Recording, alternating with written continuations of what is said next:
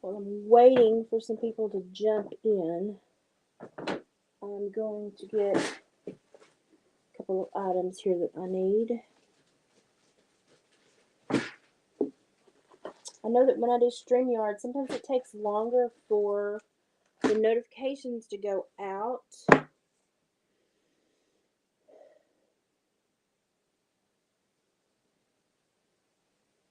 Hi Denise, how you doing, Denise? I was thinking about you today when I was at the doctor. I live with the doctor now. Hi Pocahontas, hi Gypsy. I'm on StreamYard, so I have to lean forward to read. But I wanted to use my iPad tonight rather than my iPhone. Not my iPhone, my Android phone. Y'all, I've had a day, like a day for the books. I've had a day where things have happened to me that I did not think would happen in this nation. I've had a day where I solemnly swear I need an attorney. It's been really weird.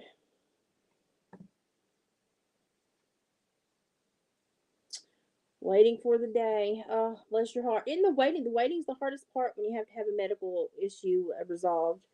I went today and it was confirmed that what had happened with my bladder was that my bladder had, because of the RSD swelling in my abdomen, my bladder had folded.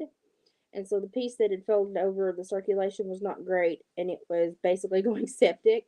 And that's what caused all of my sickness. So as I got home, and the antibiotics started to help me get rid of the sickness, and I started pushing fluids, and trying to get it as full as possible because normally that's how you fix almost any bladder issue. It took about 4 or 5 days, but I finally got it to actually reinflate and bounce back. And of course, the swelling in my abdomen went down, which helped tremendously. And so now I'm doing much better. I'm still got some flank discomfort and I don't feel the best in the world, but I'm on the mend, so I'm not going to complain that much. I'm on the mend. I got this book back about a month ago, and then when I got sick, my eyes were so bad I couldn't read it, and now they're getting better.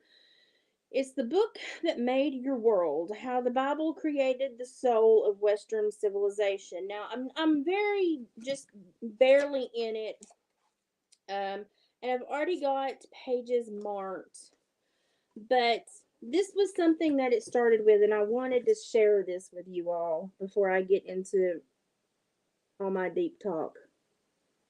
How do I move this over? How can you move this over? Oh, well, who knows? Um,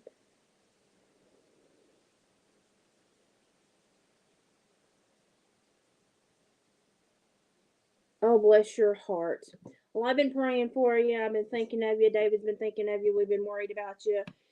And we definitely want you to text and update us if you're capable. Don't push yourself to do something you don't feel like doing, but if you're capable, please let us know you're okay because we will be worried about you. Um, they are putting my mother's surgery off until August so that they can actually kind of let her bones heal a little bit. This was the first page of this book that I started, and it hit me in such a way that I wanted to share it with you all. This is chapter 1: The West Without Its Soul. From Bach to Cobain.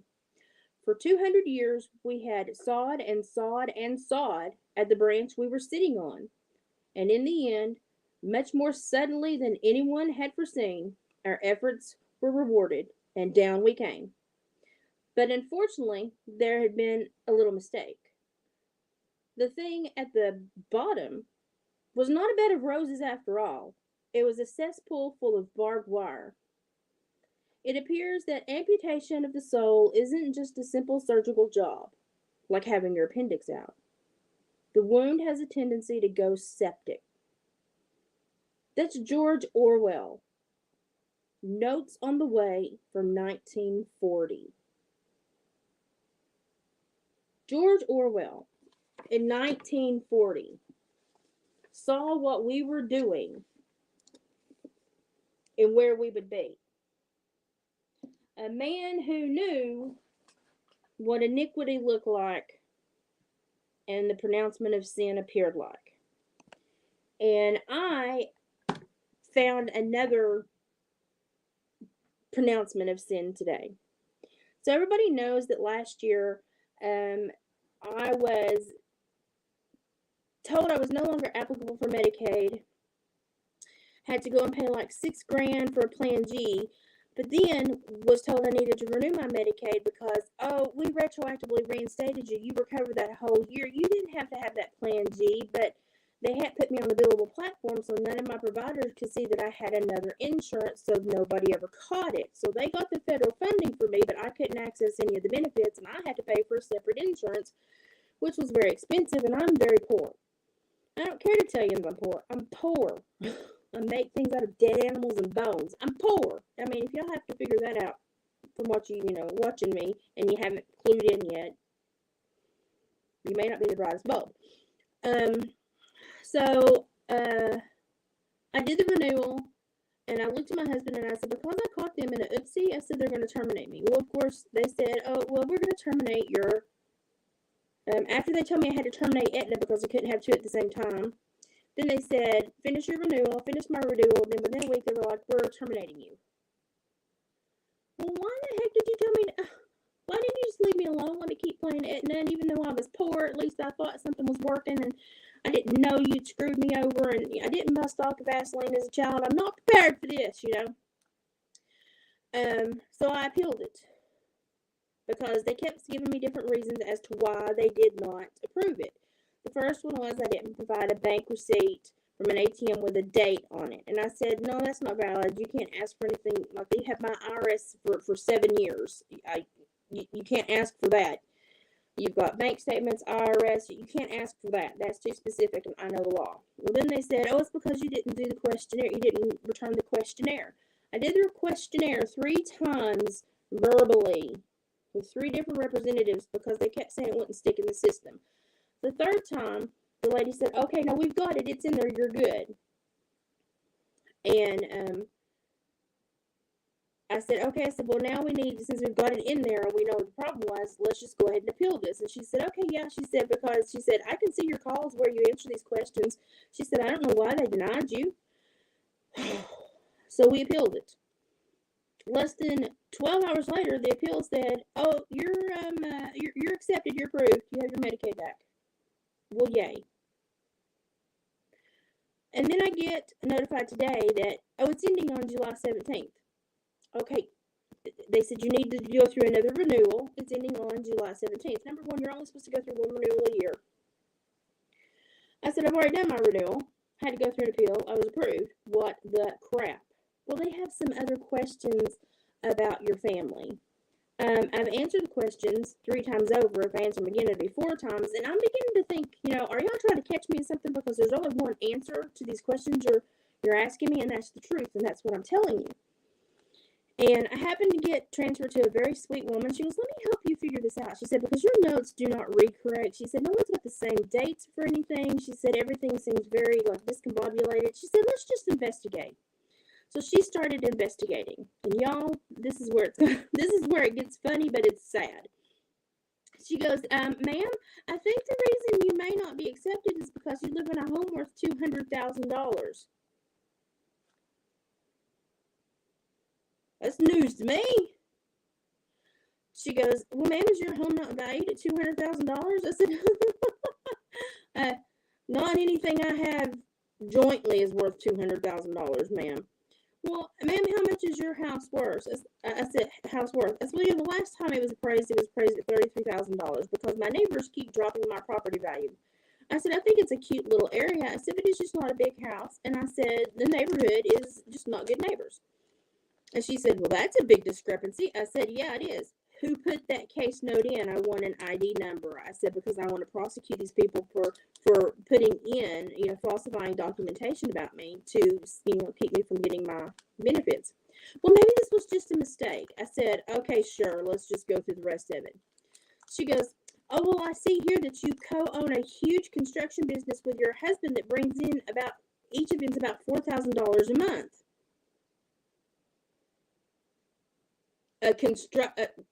What? Lady, I have a hard time with a level and a stud finder. Okay? No, and my husband has worked at the same place for 8 years, and they work him 7 days a week, and I'm pretty sure he doesn't have time to have developed a secondary construction job or other job on the fly. Ma'am, that is incorrect. Oh, you don't? No. I said, do you see a business license attached to either one of our social security numbers? No, ma'am. Well, wouldn't that be your first clue? I mean, I know I'm not the sharpest tool in the shed, but hello. Duh. And then she goes, well, we see where you have your daughter and her husband in your home. No, ma'am. I called you 3 days after my daughter got married and said she is married. She is no longer affixed to us. She just graduated. She's out of her dorms. She's no longer affixed to us, and now she's married, so she don't belong to us at all. Scoot her on off of my caseload. She goes, well, then why is her husband also listed in your home? I said, I've never mentioned her husband because they said his name and his date of birth.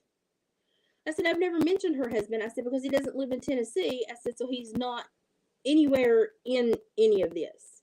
So he lives in another state. Oh, well, we have that he lives with you. No, ma'am, he's never lived here. He's visited about 4 times for maybe 2-3 days at a time. I said, but he does not live here. And I said, they live in southern Georgia. And she said, well, what is their address? I said, ma'am, I'm not giving you their information. If you want their information, you find them. I said, obviously, you can dig up their information. I said, you call and ask them their own damn address. I said, I'm not giving you their information. This is about me, not about them. I said, but I can tell you she doesn't live in this house and he doesn't live in this house. And the fact that you know a non-Tennessee resident or a non-Tennessee Georgia resident's private information when you only are allowed to access Tennessee resident information tells me that somebody's running NCICs that are illegal and felonious. And things started to get a little bit better from there. She goes, oh my. She goes, dear Jesus. She goes, she went through a whole bunch of other stuff. Well, apparently somebody got in my case notes and had made this whole fictitious story up about we have 2 or 3 separate businesses. We live in a $200,000 home. We have like 4 vehicles. It was atrocious. And I said, did they at least give me like, a good degree and a nice body? I mean, did they at least, do anything for me positively? And she's like, I don't know what happened. I said, I do. I said, somebody falsified data. I said, on a state database. I said, which is a felony offense. And I said, I want their ID. I said, then I want their name. I said, because I'm going to prosecute.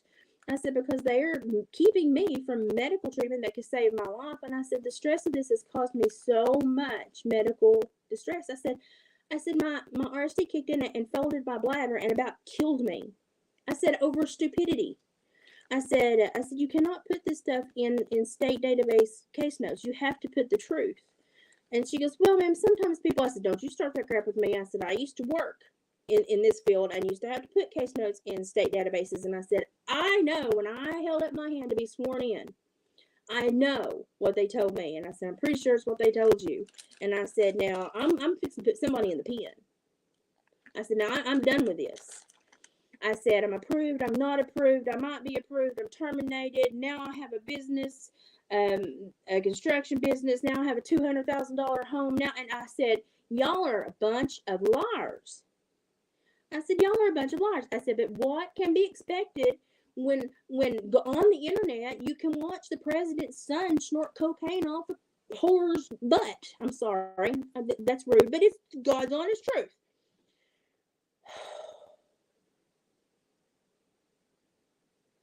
So she said, well, we need you to send in everything else. I said, I just sent it in. I even linked you to my IRS tax returns for the last 7 years. I sent you everything. Well, we can't use those. This is a new referral. But it's the same information I'm going to be sending. So I said, why can't you just print them back out? Well, we need you to send them in. But this time we need you to fax them. Ma'am, you do realize that my legs don't always work. I don't always have a vehicle. My husband works 7 days a week, and I can't really go anywhere by myself. I have to have a friend. Then I'm going to have to pay somebody gas. And then I'm going to have to go to the library because that's the only place that has a fax machine. And then I'm going to have to pay about $17 to fax 15 sheets of paper that you already have uploaded on your freaking dashboard for me. And I said, I'm still not sure that you all will tell the truth and stop trying to impede me from getting benefits. I said, I'm very concerned at this time that all of y'all are a den of thieves and a bunch of liars. Oh, frustration does not even begin. And I told him, I said, just right now, I said, I'm demanding to know, I said, the identification numbers of the people that keyed in the false data. I said, because I want to prosecute them. I want to press charges. Oh, ma'am, you're not. I said, oh, don't you start telling me I ain't lied. I said, you ain't allowed to lie. I said, I'm not allowed to lie to you. I said, but honey, you ain't allowed to lie to me either. And I said, they're lying about me. And I say, falsified data. I said, it's crime. That is a felony. And I said, I want to prosecute. I said, so I need that information so that I can file this claim. Oh, I wish I could just find a really good lawyer that was really close to retirement that just wanted to go out with a bang. Because, listen, y'all, I know the law. I know my rights. What are they doing to other people that don't know their rights? What are they doing to other people that don't understand to ask questions or don't understand that this could be a falsification issue?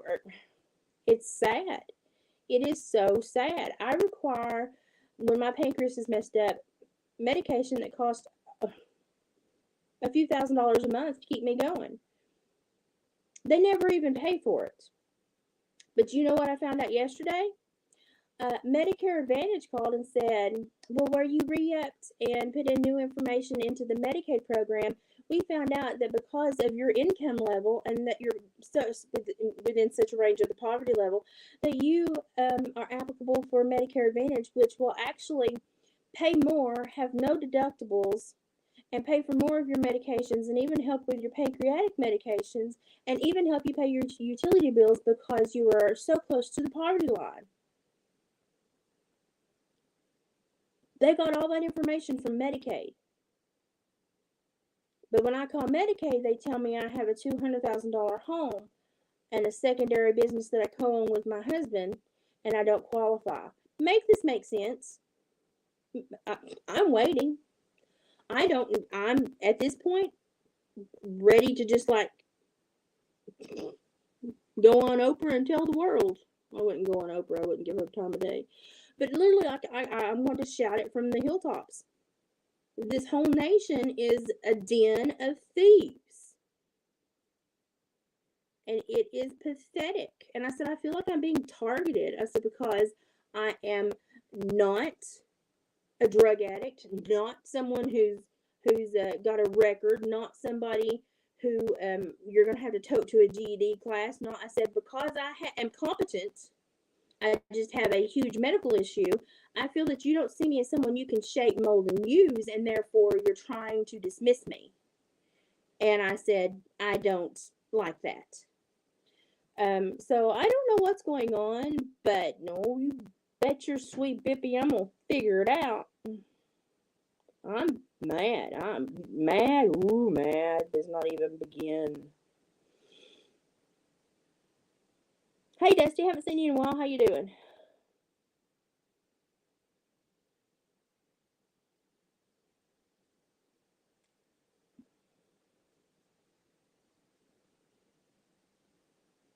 See, I find it odd. Friends in Bangor, Maine telling me they have clear skies. Yeah, seriously. Hey, we're even getting some of the smoke. Isn't that strange? Is that not strange? You know, you got to go through it, to get to the other side. When I get to the other side, I'll have a party. But I'm not one of these people that can allow somebody to do wrong things and to get away with things and to like. I cannot stand for liars, cheats, and thieves to win. I can't stand it. So I refuse to let these people get the better of me. I'm going to start calling newspapers and news channels tomorrow. I'm done with this crap. I mean, my God, Gypsy's been to my home. Gypsy, do I own a $200,000 home? That lady said, well, how big is your house? I said, well, I'm fixing to get it restained. And the estimate of the guy that's going to restain it said it would take 3 gallons of stain. 3 gallons. Do you think I have a $200,000 home if it's going to take 3 gallons of stain? You know, these people, the wind going through their ears is obstructed by nothing. My God, forget clean energy. Just put a turbine in front of the state of Tennessee Medicaid, Medicare office, anything having to do with CMS, and the wind floating straight through their ears can generate enough energy for the whole goddamn world. Because they're whistling, honey. They ain't got nothing stopping that airflow. Nothing. It's pathetic.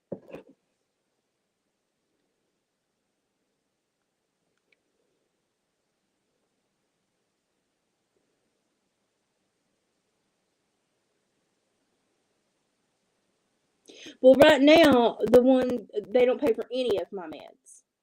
What I have right now does not pay for any of my meds. And so I went through with my nurse, my home nurse and stuff, and they're willing to pay for almost all of my meds, even the pancreatic med. And they're willing to pay for more of my at-home services. So right now, for me and for my health issues, it seems to be a better option.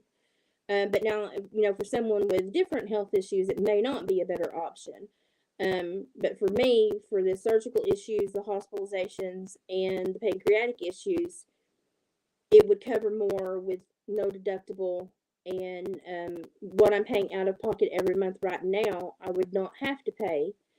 And so that would be a huge benefit. Plus, the duo that I have right now is trying to stop my nursing care at home, which is desperately needed for the days that my legs and body shut down.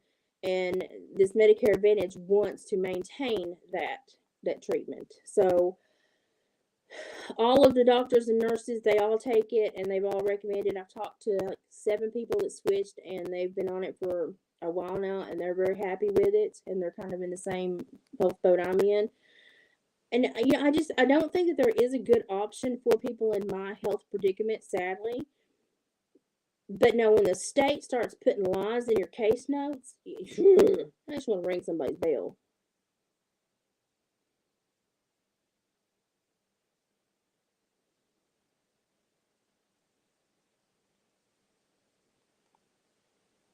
Well, Denise, that's basically what Medicare, Medicaid does right now. So, I mean, it's the same thing. It's just the price line was better for surgical interventions I may require.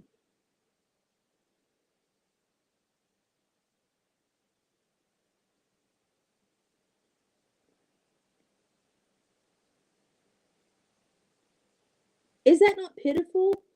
Is that not pitiful? Oh, and the other reason is the Medicare Advantage has dental and vision, which I have to pay separate for right now, which will actually pay over 3 times what I'm paying for right now will pay for. And because of this bridge in my mouth, I'm probably going to have dentures on the top, and so I'm they have more options and more benefits for me that I'm going to be able to use. So I'm weighed out the options for 4 days now, and I think it's what I'm going to have to do.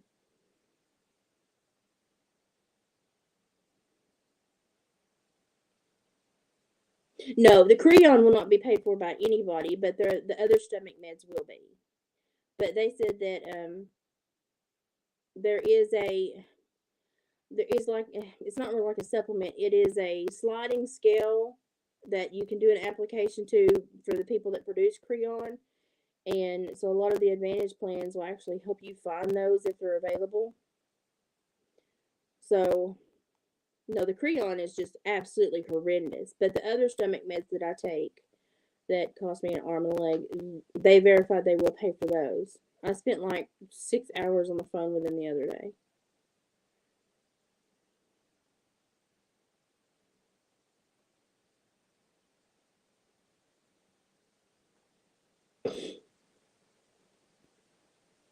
I didn't even know this existed. And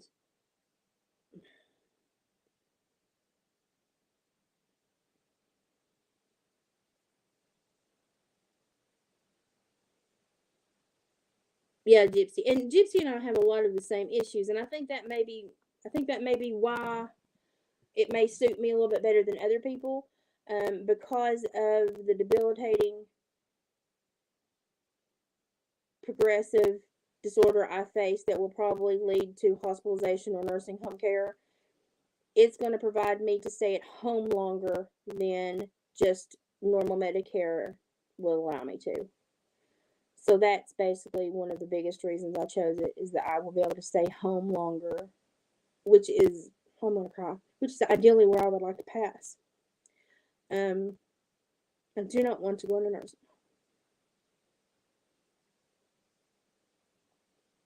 Oh, it's been a day, y'all. It's been a day. So that was my biggest reason for choosing that. They will work with me and give me more at-home care and keep me home longer than to put me straight into assisted care, because I don't want to be in assisted care. Even though I'd be a riot in the hallway and I'm sure I'd have my pod happy, I don't want to be in assisted care. I do not want to die surrounded by strangers. I just don't.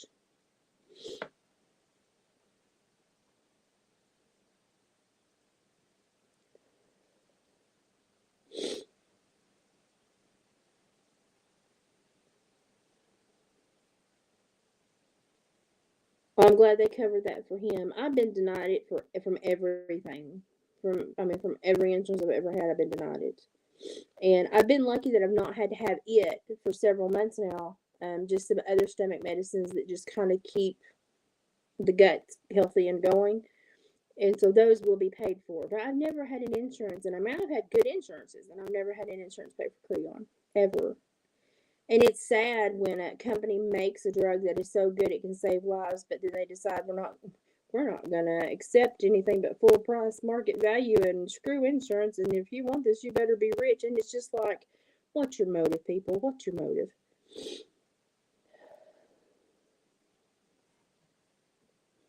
I know, that's my thing, is like, if I could walk well enough, if I could like have somebody fly me across the southern border and hike back, though my legs would never work long enough to get back. And I could, and these people are being given court dates 3 and 4 years out because there's so many of them internation. Now, check me on this one. This is absolutely valid what I'm telling you. For the 3 or 4 years they're waiting for the court date, they get free housing, free food, free medical care. They get free education, clothing allotments, phones, everything. But you know that like 87%, 90% never go back to their court dates, and so they're then lost in our nation. We have no information about them other than maybe a fictitious name they gave us, and we gave them a court date that they didn't never show up to, and they got free housing for 3 to 4 years until that ended. But the people in this nation that paid taxes their whole life and worked their butt off and got injured in a dangerous job can't get any help at all. It's like, excuse me. And in the meantime, I'm watching my president's son snort crack off a hooker's butt, and I'm like, oh, I live so bad so he can live that way. Oh, gee, that makes me feel good.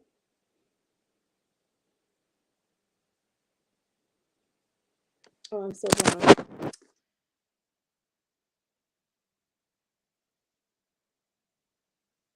If you live near me, that's, if people have that option, that's great, because I'm telling you what, they give that they in Appalachia, you get no help whatsoever.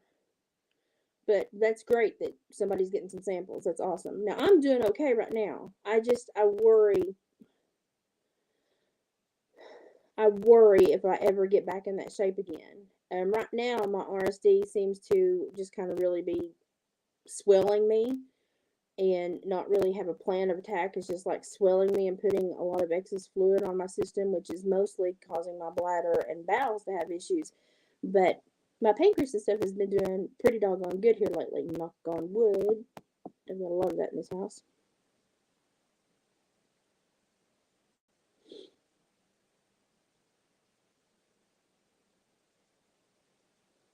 Yeah, Gypsy's going to come visit me, so I'll calm down next week. I'll have fun next week. I'll laugh next week. Now, today, I had a humorous vibe with this because it was so outlandishly stupid. The things that they had wrote in my case notes to try to basically defraud me of my benefits. It was so outlandishly stupid that I found it quite humorous, and I laughed. I laughed so hard. David laughed so hard he kicked the recliner back and broke the recliner. I have a broken recliner now. It was hanging on by a thread. Yes, I live in a $200,000 home and I have a broken recliner. I'm sorry. I just find it all so funny. It's just so funny. But I want to know who falsified the notes because I want to prosecute. And I think anybody should have that opportunity. That's my right. I want to do it. So, yeah, I'm going to do it. Oh, you don't have to apologize for being late. I'm just glad when you jump in. The medical industry is it's not about wellness. No, it's about creating constant consumers. And because I don't want to be a constant consumer and I want to stay home and I don't want to take all these meds and I want to stay on the bare minimum and I don't want to go in the hospital and I'm a problem child to them. And so they don't like me. But it's my health and it's my life. And if when it gets right down to it, it's going to be my choice of where I'm going to be when I pass, and I'm going to fight to be in control of all of that. So that's just how I am. I've been surly the last week, y'all. You know, my bladder about killed me. Now we figured out what happened. It folded over because I was so swollen. My RSD swelled my abdominal cavity so bad that it just folded my bladder over. And I came my hair of losing, like my bladder was getting very sick. It was going to croak. And I just so happened they gave me a very strong antibiotic, and I knew to go NPO and start flushing, and just the sheer knowledge of knowing, the feeling of how to get this fluid out of my body, because if you stop drinking, your body hangs on to more, so you really have to push to get it out. I got it out. I got the fluid out, and when the fluid decreased in my abdomen and the antibiotic had kind of killed the infection that had started, thank God my bladder kind of unfolded, and finally it's just now starting to fill completely and empty completely, but I'm much better. I'm much better.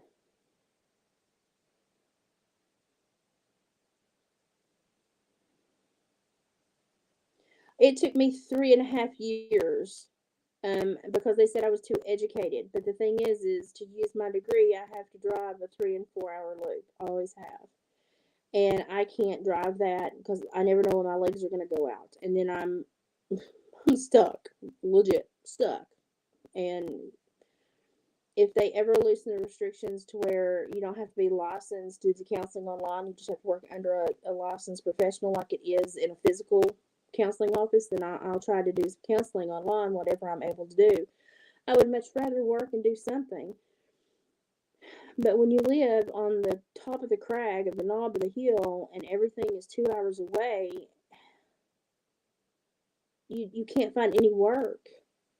And I've tried to do tutoring. I've tried everything online, and we have one satellite provider. It doesn't always work because we're so high up where it just the mist that hangs over the mountain screws it up. Now it works great at my mom and dad's down in the valley, and we have one fiber optic provider, and because they own the monopoly, it's the suckiest internet possible, which is why my videos are pixelated a lot. And I pay $100 a month for this freaking internet that's this sucky. So, and I have to because a lot of my specialists do Zoom calls and stuff like that to check on me. So I'm screwed. I mean, it's just, I'm really ready to just like move back in a cave in the middle of nowhere and hide from the world.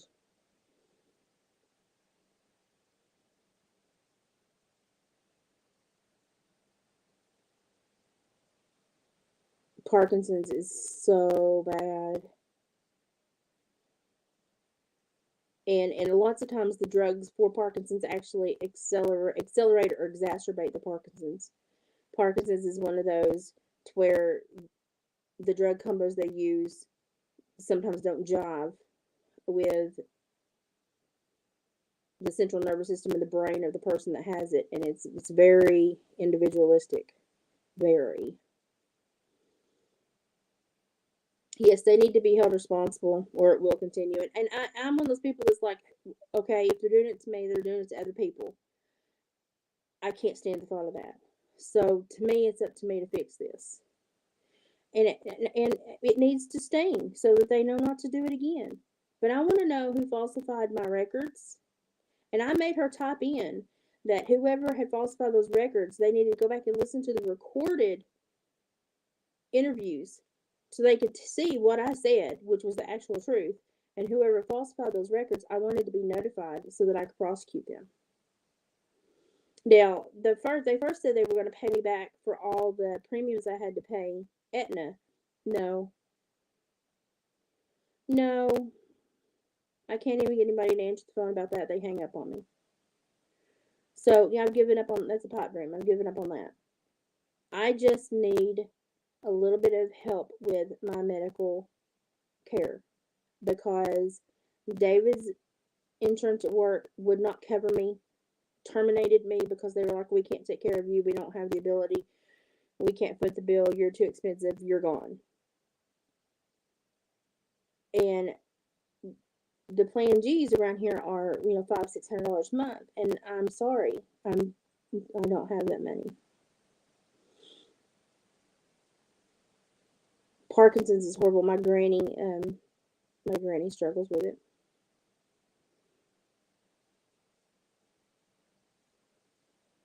Cave is looking better all the time. I swear it is. I'm going to build a compound. It's going to be a compound for country folk. And inside that compound, it's going to just be calm country folk doing country things. And we're going to let the rest of the world just rot away on the outside. Because I swear,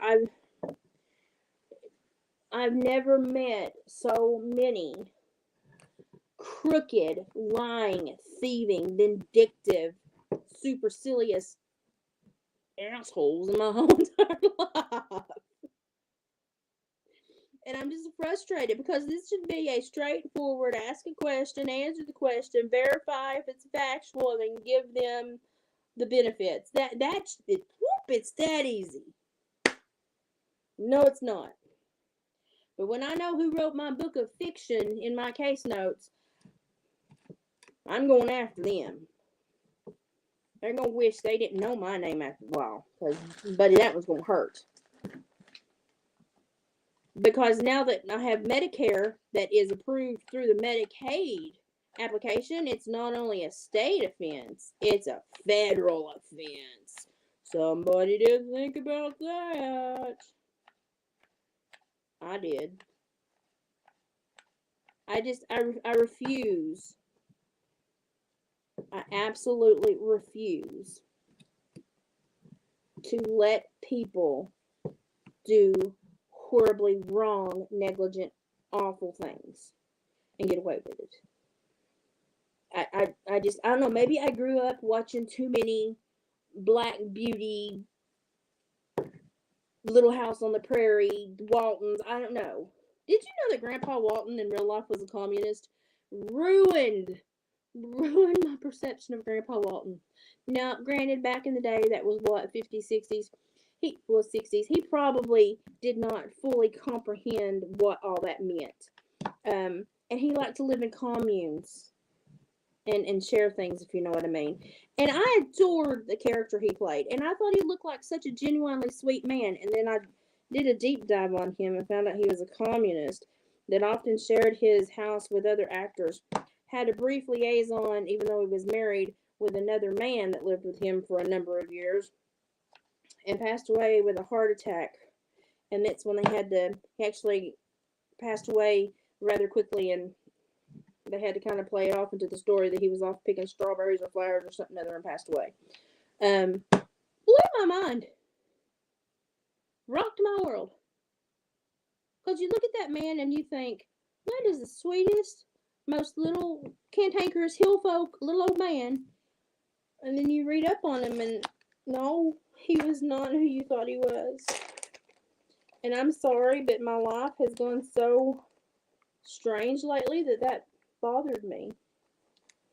I really just want people to be who they say they are. That's really all I'm after. And I'm having a really hard time finding people who are who they're supposed to be. I mean, just be honest. Like I tell y'all all the time, don't believe anything I say. Research me. Read it. Find out for yourself. Do your own research. Don't come on here and think I'm telling you the gospel truth. Go do your own research. I challenge each and every one of you to always go find your own, do your own research. But it's so disheartening when you see these people that portray themselves in a certain light and then they're not who they say they are, and it ruins your whole childhood memory. It's scammers are taking over. Well, I'm I've already called an old judge of mine, and I've called an old district attorney, and they have verified that it's fraud.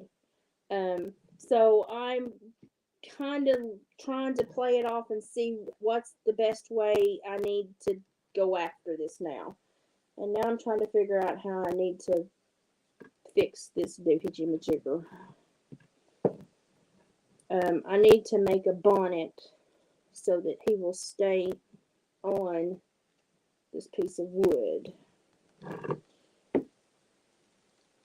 So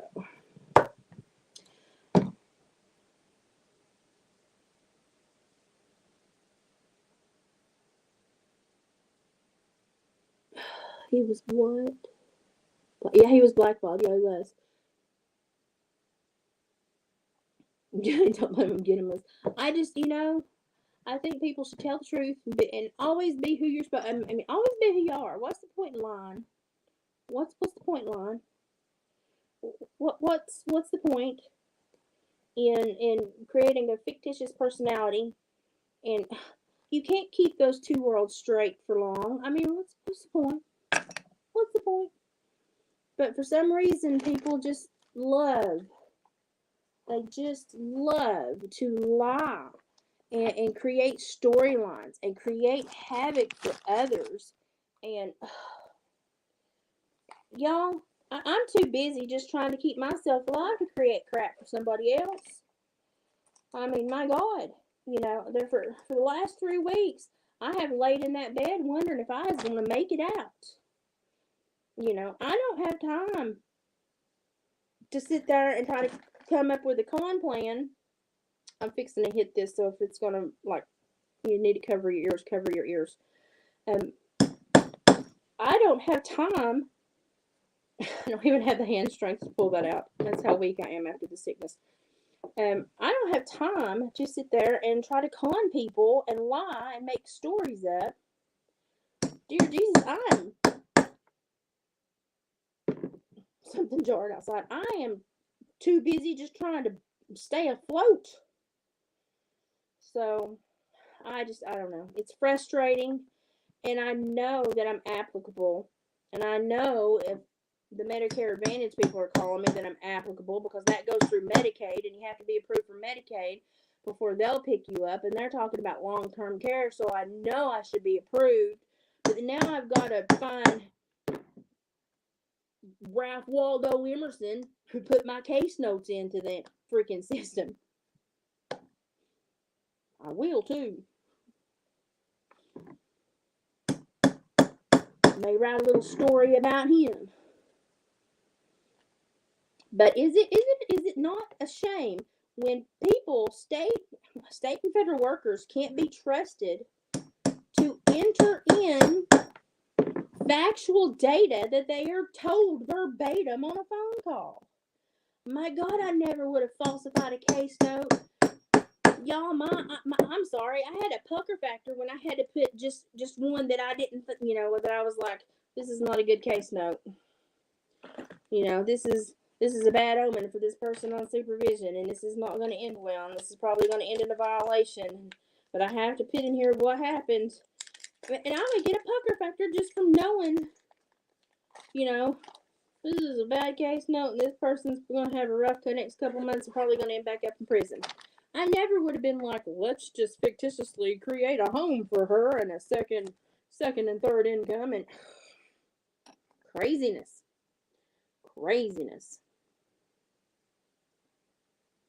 Yeah, truth always. I was like, y'all keep asking me these same questions. I said, y'all gonna keep getting the same answers because there's only one answer, the truth. I was like, so if y'all are waiting for me to screw up, you're gonna be waiting for a while because that's the only thing I got to tell you is the truth. That's all I got to tell you is the truth. So, I mean, it'd be different if I had any money. And Lord, if I had any money, I wouldn't keep it long because I'd be one of the people that give it to everybody else that needed it. That's just how I am. My God, if I go to the thrift store and I see something that'll fit a friend, I will pick it up because I think, well, it's just $2. $2 is not going to kill me, but it may help them substantially. So by God, I'm going to get her that shirt. or I go, had a friend had hardship a few weeks ago, and they were having a hard time with groceries. Husband had changed jobs and was waiting on his first check and had to go 3 weeks without income. And went through my own cabinets and give her some of my canned goods and some of my boxed goods, dry goods. That's just what you do when you're a human being. You take care of each other. But not this Henry Thoreau that works at the state. He likes to just create, narratives. Oh, I cannot wait till I figure out who he is. And I know it's a man, because what woman? When women lie, they create much more believable lies. Like, there would be a backstory. Like, I would have a secondary name. I would have a secondary name, and most likely two backstories and 3 extra children floating somewhere I wasn't taking care of. That's just how women are. Women are mean.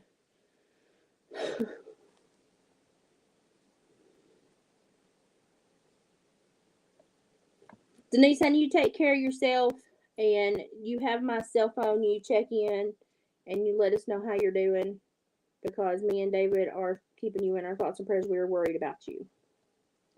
So we're praying for you every morning, every night, and probably about 5 times in between, because every time I think about you, I just talk to the Lord about you.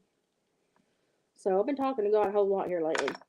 I have a feeling he's trying to teach me a lesson, okay? How about 1 a month and not 17? I know I'm a quick learner, but can we slow down? I want to be in the remedial group for a little while instead of the gifted path, okay? Can we slow down just a little bit? That's where I'm at in life. I know that sounds like horrible, but y'all, it's been a rough few months for me. And this stresses me out, because I know one hospitalization without the right insurance, and I will ruin my husband for the rest of his life financially. And I hate the thought of being such a burden to my husband, to the point where I've been like, I should just rent the basement for mom and dad, and just leave the poor man alone. He don't deserve to have to take care of me and be worried about me all the time, and be sucked dry from all my medicines and medical needs. And I feel real bad that David married a capable, able-bodied woman that could stand next to him and log, and now he has to help me get to the bathroom at 3 a.m. because my freaking legs don't work. It's the guilt, when he thought he was marrying a capable partner that was just as strong and able-bodied, and now I can't do crap. I pack a lot of guilt for that, because I was supposed to be his helpmate, and I was supposed to be a fine helpmate because I was a sturdy woman, and I'm not. And I pack a lot of guilt over that. And so I try to always, even though it may not be the best for me, I try to find the best financial way to make ends meet, even if it means I go without. So I may not have the best insurance, but it's insurance that doesn't break him. And and that's what I try to do, because the poor guy, he'll be a widower probably very soon. And I hate to leave him with all this crap and debt, and it's just so I've been trying to make sure that I've got everything taken care of, and so that there's not a lot of stress or worry on him or me. But, the world has other plans, apparently, because they just want to stress me the crap out. And I'm normally not easily stressed out. Normally I take things in stride. But when you start lying about me and playing games, it pisses me off. So, that's just where I am. Yeah, everybody keep Denise in your prayers.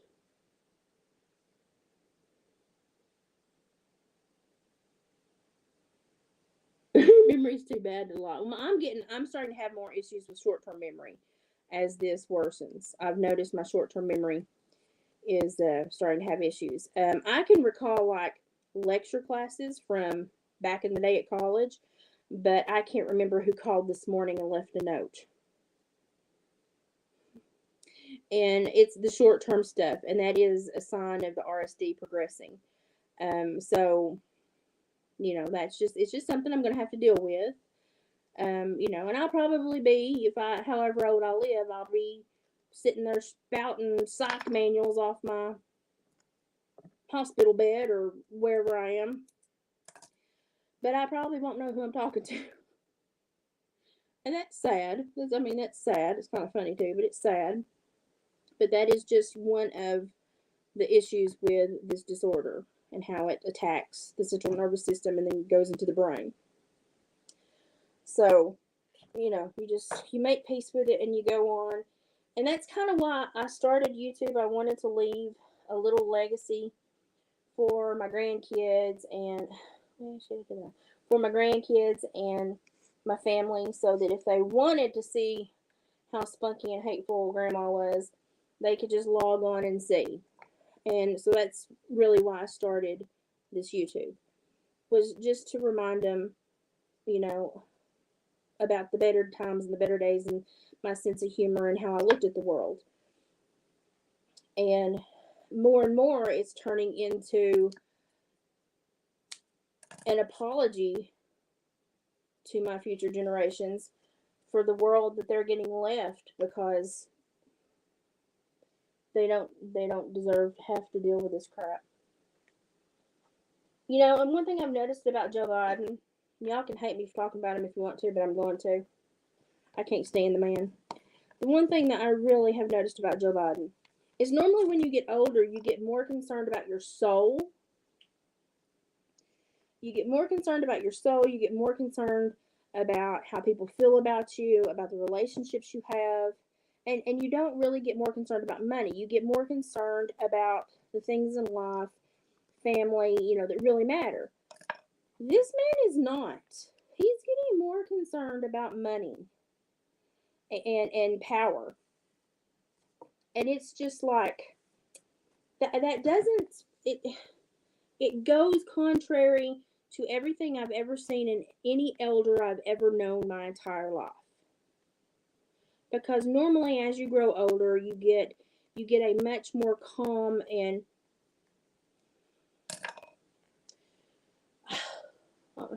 compassionate view of the world, and you realize that you're not the most important thing and that you have to set up this world for the next generation, and sometimes that means sacrifice amongst yourself so that you can make sure others benefit. I don't see any of that in this man. I don't see any of that in this man. None whatsoever. I see a man that just wants and wants and wants and wants and wants and wants and wants and wants and wants and lies and lies and lies and lies and lies.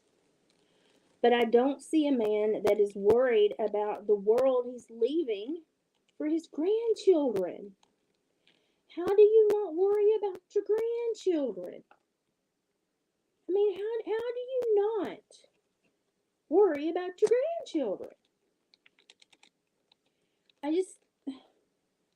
It boggles my mind about how somebody could legit grow old and not have one iota of a concern about the world they are leaving behind for these youngest generations in their bloodline. My God, I worry about groundhogs having enough pasture to live in. And I worry about squirrels and raccoons because the fisher population is getting out of hand up here. I worry about the strangest of things. But I also worry about people and grandchildren and bloodlines and where are we going as a nation, and are our youth going to have anything worth standing up and believing in? My God, when the vice president's son's shaking his butt on Pornhub, you can't hold your head up and I dropped my nippers. You can't hold your head up in pride about that. Not unless you're a really strange person with strange proclivities. But it's just like, what are we doing? What are we what kind of world are we creating? What kind of world are we creating? And this book I'm reading is about how they've tried to take the soul away from. Oh, maybe get caught up. How they've tried to take the soul away from America so that Western civilization will fall. It's amazing. I'm in chapter 2 and my mind's blown. Gypsy, you're gonna have to read it when you hear it. It's amazing. Well, I'll give you the cliff notes. If I won the lottery, I would give a lot. I would give it away. I would be like, how many of my friends are need help paying off mortgage? Who's got medical bills? Who's got a child that I don't have a friend that has a kid that goes to Shriners because she has to get fitted with mobility devices because she's missing a leg. Okay, well let's send her to the top of the line amputee people to get the top of the line leg. Let's by golly, let's put some money, where it should go. And I could live off the interest of just a little bit because I don't need a lot. I don't need a lot. I just need to know that my health's going to be taken care of so that my husband will be okay. And it's frustrating to know that I financially qualify, but some doodle wrote a fictional novel about me in a state agency case note. If you're doing the drinking game, I just burnt myself, so you may take a shot. That's the first one in a long time. I've been doing pretty good. But I'm frustrated. Like I'm purely I'm not frustrated. I'm mad. I've spent my whole life following the law, supporting the law, upholding the law, and now somebody is just gonna Mark Twain me out of freaking benefits. I don't think so. Don't think so. So this is definitely going to be a continuing saga. We're going to have to figure out. Oh, by the way, I'm making a beaver skull spirit stick, which is probably going to be donated to the Mountain Juliet Cherokee tribe for a powwow that's coming up in June or July. I'm going to let them see if they want first dibs on it, just as a gift. So sometimes they have everything they need, and sometimes they like to have new stuff. And I'm in the process of trying to do the Dawes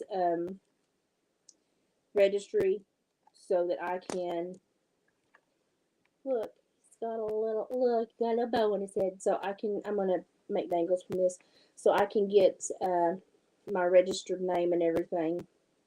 Who knows? Maybe if once I get my Cherokee lineage stamped, I can get some better help. I'll open a casino. I'm joking. I would never do that. Well, I burnt the far out of my thumb.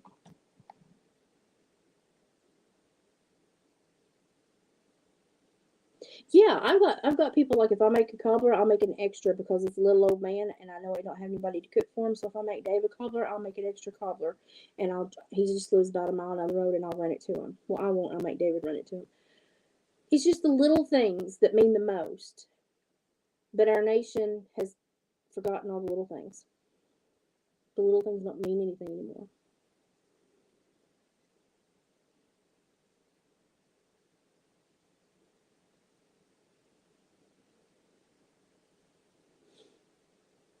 Well, I'm holding people accountable for behaviors.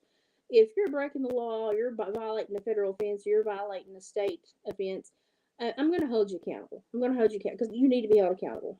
And I'm getting tired of there being a 2 and 3 tier justice system in this nation. And I want to see our nation go back to what it should be. And it's not going to get any better unless we all stand up and we say things. Haley, oh my gosh, we have been so worried about you. Like I mention you every stream. How are you doing? You're good. Oh, I've been worried about you. Ask everybody. I've been sending up prayers for you and asking everybody to think about you and keep you in their thoughts. We've been worried about you. I'll stay positive. Y'all know I will mull on this tonight and then I'll sleep on it and I wake up and laugh about it. And I laughed a whole lot about it today, but it really is irritating to think that, yeah, they're doing it to, a 45-year-old middle-aged disabled woman that can sass back. But what about that 88-year-old that has no family to help, that doesn't know the questions to ask? What happens then? And so I feel like I have to take care of these people. I have to stop this so that they don't have to deal with it. I call him the potato in chief.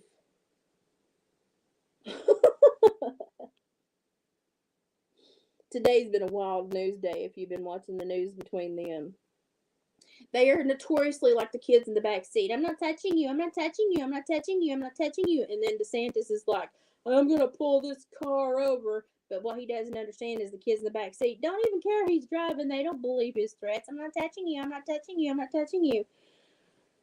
And then the deep fakes that DeSantis used. I will never. Here's my thing. The deep fake pictures that DeSantis created to use on his bashing of Trump makes me completely not trust the man. So I might have trusted him before, but now since I know that he falsified and created photos that were not true in order to sway people's perception, I'm like, no, dude, not cool.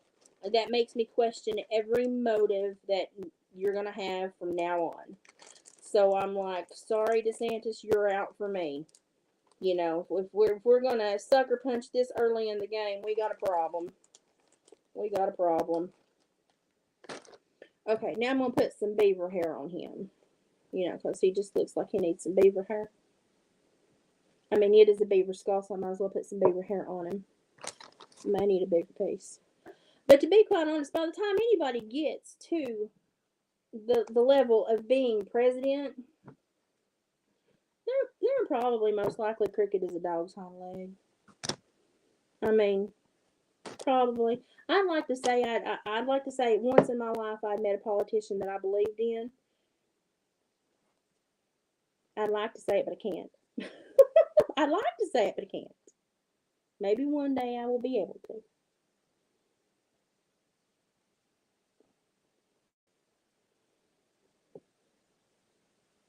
Good. I'm glad you're finally coming out the fog. The grief is it's a doozy, and we all have to just handle it. And we've been thinking about you, and I've been worried about you, and I hadn't seen you, and it concerned me. But I also know that people handle grief in their own ways, and you, rather than be on the internet, probably need to be bonding with your family. So I was just sending you good energy and hoping you were doing okay.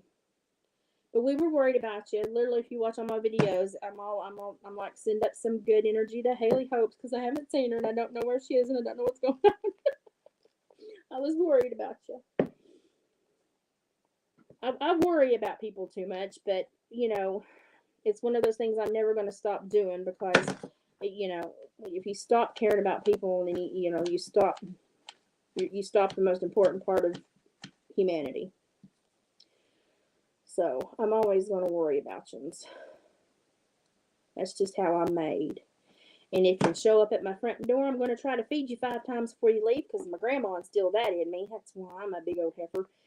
And I'm going to try to give you the shirt off my back, and I'm going to send you home with part of my potted plants, and I'm going to make you a special recipe, and I mean, we're going to have fun. That's just how I am. I like for people to feel special.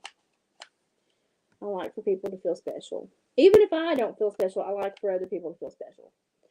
Most of the time I feel special just because I'm crazy. I say as I'm gluing beaver fur to a beaver chew stick and a beaver skull. This might have been easier if I just left the fur on him instead of putting it back on. Oh, Lord. The things I get myself into. At the end of the day, I am thankful. I have a wonderful husband. I have a simple life. I have love. I have security in where I'm going when I leave this world. My kids are grown and they've seemed to have picked ways in life that, they're succeeding at. and that they excel at and that they have special skills at. And, you know, I have a lot to be thankful for. The nation, that's a struggle. That's a struggle. And I'm having a hard time. I'm having a hard time being thankful for my nation, and I pray about it a lot because I know that's the only way to change it. But I really feel that we are headed for a really big oopsie. Because I think if certain people don't get to keep the power, they're ready to just tear it all down. And that terrifies me because I've got a grandbaby that's got to navigate this world.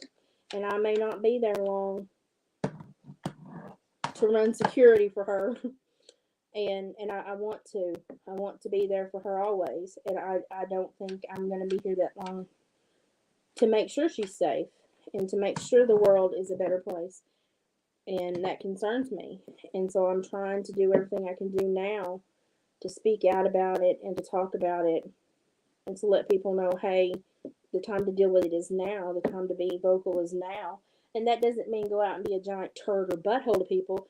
It just means have a communication dialogue and make sure that you can share how you feel and you share it with the right people. You talk to your representatives, your senators, your congressmen, and you become vocal instead of just becoming another potato on a couch watching a sitcom that drones you into a false sense of security.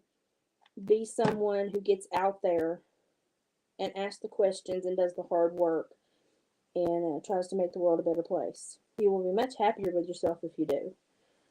Much happier with yourself if you do. My biggest regret of being so sick so young is that I was not capable of showing the world what I could do because I really felt that I was going to bring a change in the world. I really thought that I was going to do something massively important that was going to bring a change to the world. And that's hard to do when you're bedbound, 12 to 16 days a month. So I have to now make a change in the way that I can. He's actually looking kind of cool. I'm going to do feathers and drop pendants and bones. Let me unplug my gun because of glue gun, YouTube, glue gun. Because I've burnt the pea water out of my hand.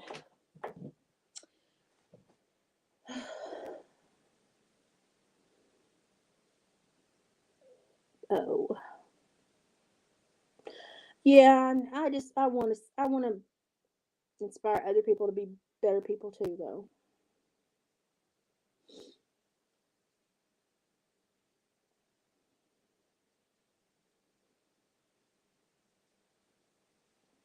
Good. I'm glad the good days are finally outnumbered the bad ones.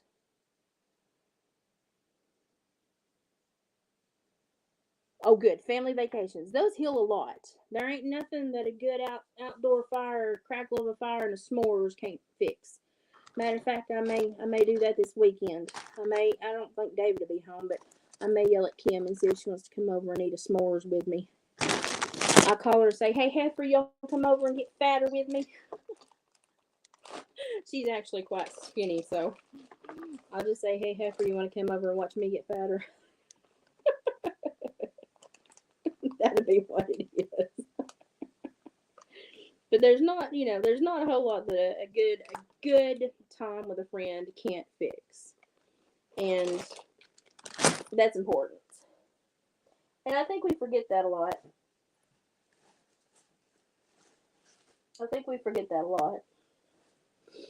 And I felt lucky and blessed that I could at least come on here and talk to y'all about this because otherwise I have no one.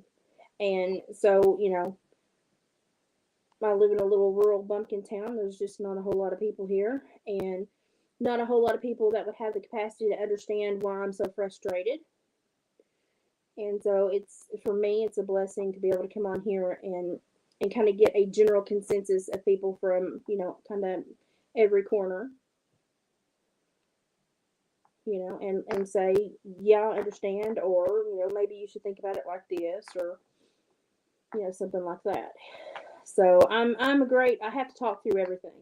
I have to. I have to talk through everything because I think that's how you go through your options. Like it's like the process of elimination. You have to talk through them all to figure out which one's the best one. And oh, honey, I can talk the hind leg off a mule, and I know I can. Ain't no shame in my game. But I also think that it's one of my better qualities because before I really do react, I will sit back and talk. I will think, plot, but mostly think. But I will plot too.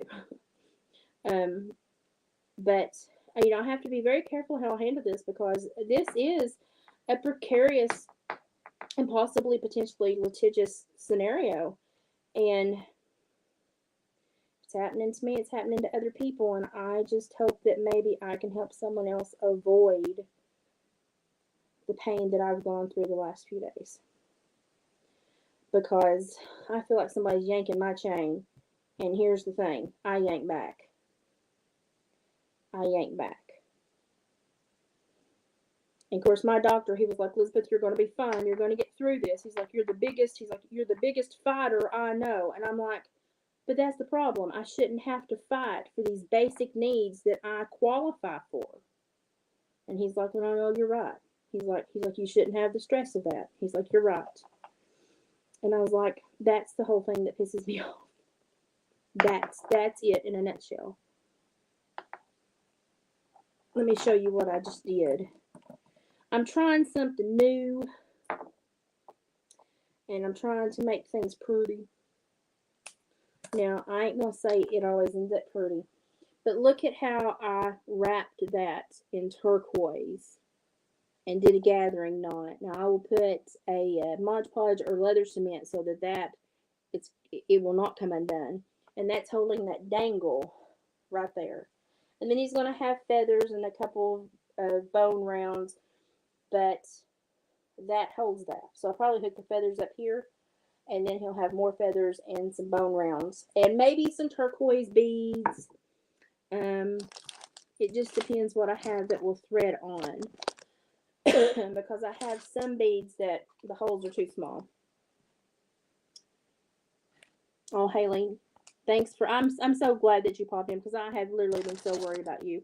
Also, if you have time, pray for my lady that I talk about her all the time, even though she hasn't done my hair in like 3.5 years. My hair lady, she's great with color. She rides a motorcycle. She does tattoos, piercing. She does the most amazing men's cuts, and she's great with color. She had a motorcycle accident the other day. She's okay. She's banged up. She's had to take several days off. Um, but it rattled her. And so, if you have extra minute, toss up some time in prayer for my friend Manda. She is one of the most talented, sweet people I know, and she's just like that. Go get you a Rosie Riveter woman. She's just whatever she wants to do. By golly, she'll do it. She'll figure out a way to do it. She's one of them, and I look up to her so much.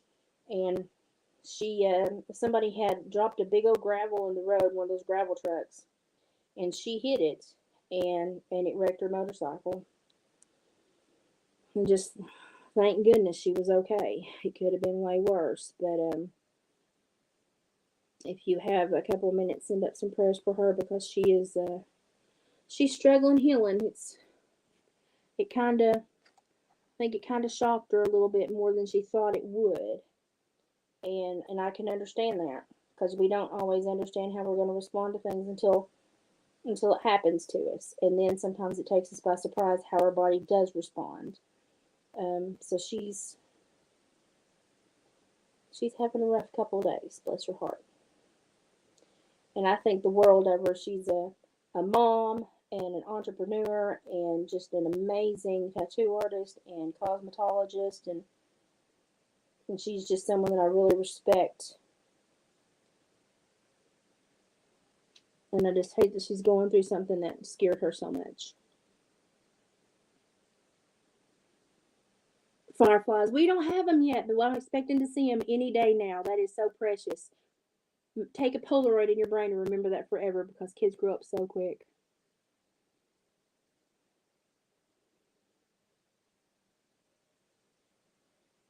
Oh, Clara, thank you. I try. Sometimes I think I fail miserably, but you know, you just got to get back up the next day and try again. And it helps to have y'all to talk to, because some days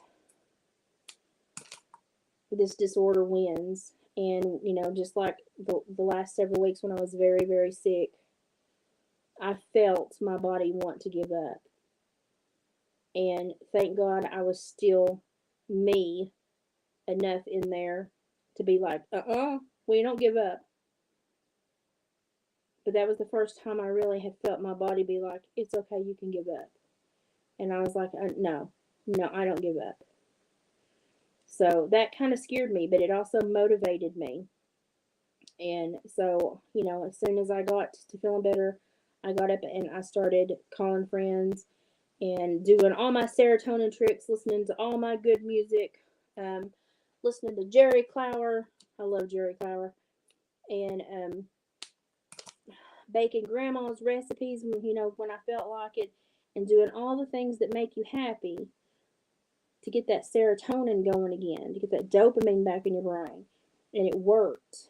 And thank God I know those tricks, and I need thinner thread. So I think I'm done for the evening right now. But a lot of people don't know those tricks. So, but I'm trying to be a better person. Okay, I've been on here for a while. I'm going to give it up. This is as far as I got this evening. We'll see where we get tomorrow. He looks pretty good so far. I'm tickled with him. We'll see what happens tomorrow. But I hear Oscar whining. I'm going to let him go outside. And then I will try to bet Kitchens again tomorrow evening. And hopefully I feel like crafting again tomorrow evening. I think David's working all weekend, so you probably will be stuck with me all weekend. But just know, I had a heck of a day.